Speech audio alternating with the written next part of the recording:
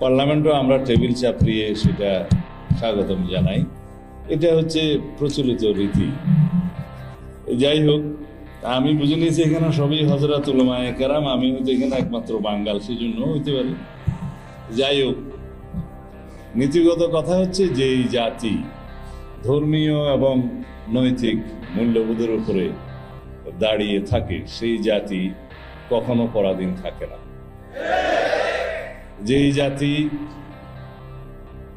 অধিকার করার জন্য, যেই জাতিকে অ্যাগ্রেশন করার জন্য, ইংরেজি শব্দগুলো সোজা, যে জাতির উপরে হেজিমনি ক্রিয়েট করার জন্য, মানে আধিপত্য বিস্তার করার জন্য প্রথমে তাকে নীতি নৈতিকতায়, শিক্ষায়, সংস্কৃতিতে আঘাত করতে হবে। সেটা আমরা আঘাতপ্রাপ্ত হয়েছি অতীতে।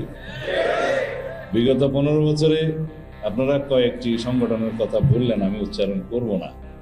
তার মধ্য দিয়ে আমাদেরকে প্রাথমিক এবং হাই স্কুল লেভেলে বিভিন্নভাবে শিক্ষার্থীদের মধ্যে দূষণ ছড়ানো হয়েছে অপসংস্কৃতির,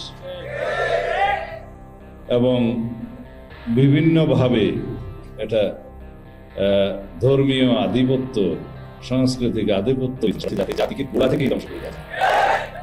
তার বিপরীতে আমাদেরকে নৈতিক শিক্ষা, ধর্মীয় শিক্ষা, সামাজিক মূল্যবোধ এগুলো প্রতিষ্ঠা করতে হবে প্রাইমারি লেভেল থেকে সর্বপর্যায়ে।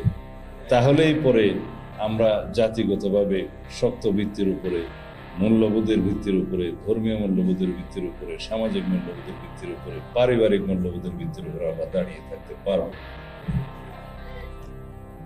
নীতি নৈতিকতাহীন অপসংস্কৃতিতে নিমজ্জিত কোনো জাতি ধ্বংস হতে বেশি সময় লাগে না।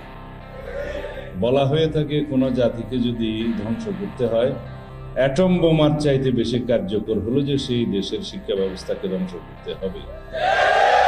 সেই